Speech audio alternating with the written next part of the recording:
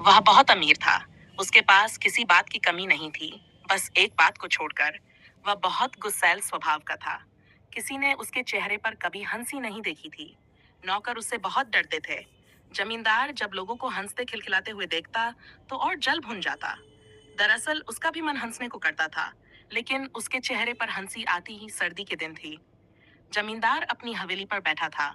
वहां से उसकी नजर सामने वाले मैदान पर गई। वहां एक फटी पोशाक पहने एक अजनबी बड़ी जोर जोर से हंस रहा था। जमींदार उसे देखकर हैरान रह गया।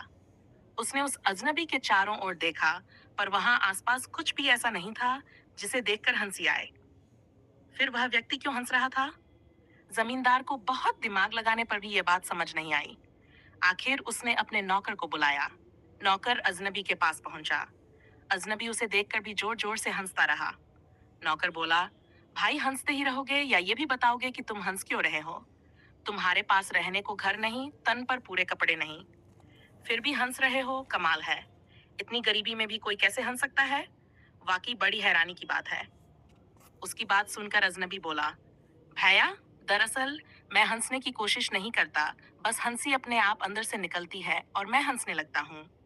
नौकर बोला, अरे तुम बिना बात भी हंस लेते हो, और हमारे जमींदार को तो हंसी की बात पर भी गुस्सा आता है। मुझे बताओ न कि किस बात पर हंस रहे हो। जमींदार ने तुम्हारे पास मुझे यही जानने के लिए भेजा है।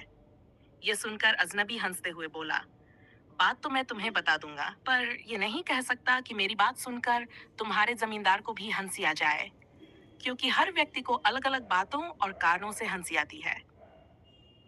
नौकर के बहुत जोर देने पर अजनबी बोला, ठीक है, मैं तुम्हें बता ही देता हूँ। रात मुझे एक सपना आया था। मैंने देखा कि मेरे सामने थाल में ढेर सारे लड्डू हैं। जैसे ही मैंने लड्डू लेने के लिए हाथ आगे बढ़ाए, वे मेरी आंखों के सामने से उड़ गए। बस यही बात सोचकर मुझे हंसी आ रही है कि मैं कैसा व्यक्ति हूँ जो सपने में भी लड्डू नहीं खा सकता। यह सुनकर नौकर जमींदार के पास लौट आया। वह बोला, सरकार, मैं समझ गया कि वह अजनबी कैसे हंसता है। इसके बाद नौकर ने लड्डू का थाल मंगवाकर जमींदार के सामने रख दिया और लड्डुओं को ऊपर उछालने लगा। फिर वह मालिक से बोला, मालिक, आप इन लड्डुओं को देखते रहिए और हंसते रहिए। वह अजनबी भी यही सोच सोच कर हंसता है कि सपने में लड्डू उड़ते हैं। नौकर की बात सुनकर जमींदार ने उसे एक जोर का थप्पड़ लगाया और बोला, ये क्या बकवास है? नौकर अपने गाले को सहलाते हुए बोला, मालिक, उसने तो अपनी हंसी का यही कारण बताया था। यह सुनकर जमींदार चुप हो गया। नौकर के जाने के बाद वह वहां रखे लड्डुओं के बारे में सोचता रहा, पर उसे उन लड्डुओं के बारे में सोचकर बिल्कुल हंसी नहीं आई। आखिर अकेले में जमींदार ने सबकी नजरें बचाकर उन लड्डुओं को उछाल कर भी देखा, लेकिन उसके चेहरे पर हंसी नहीं आई। जमींदार और परेशान हो गया। वह अजनबी रोज वहां आकर जोर जोर से हंसता और जमींदार उसे देखकर कुढ़ता रहता। एक दिन जमींदार ने अजनबी की शिकायत राजा से कर दी और कहा कि महाराज, मुझे हंसी नहीं आती, पर गांव में एक गरीब अजनबी मुझे दिखा दिखा कर हंसता है। उसे इसके लिए दंड दिया जाए। राजा ने उस अजनबी को बुलवाया।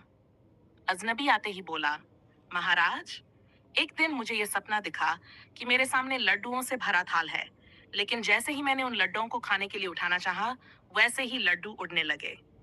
बस यही सोचकर मुझे हंसी आती है कि मैं सपनों में भी लड्डू नहीं खा पाया। अब इसमें मेरा क्या दोष है? अजनबी की बात सुनकर राजा ने एक लड्डुओं का थाल मंगाकर अजनबी को कहा कि आप जी भर लड्डू खाइए और आज से राज दरबार में ही काम करिए। हमें ऐसे कर्मचारी की जरूरत है जो मुसीबत के समय भी हंसकर काम करे। ये सुनकर जमींदार दंग रह गया। कहाँ तो वह अजनबी की शिकायत करने आया था और कहाँ अजनबी के दिन ही फिर गए। अगले दिन उसने देखा कि वही अजनबी उसके घर के नीचे खड़ा हुआ उसे बुला रहा है। जमींदार उसके पास गया तो अजनबी बोला, जमींदार जी, मैं हंसी की सड़क पर दौड़ रहा हूँ और आप उदासी के घर में बैठे हुए हैं।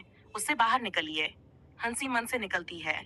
आप हर काम को मुस्कुराते हुए करिए। दुख हो या सुख, लेकिन मुस्कुराहट को अपने होंठों पर हमेशा रखिए। ऐसा करने से हंसी आपके अंदर से खुद ही निकलेगी।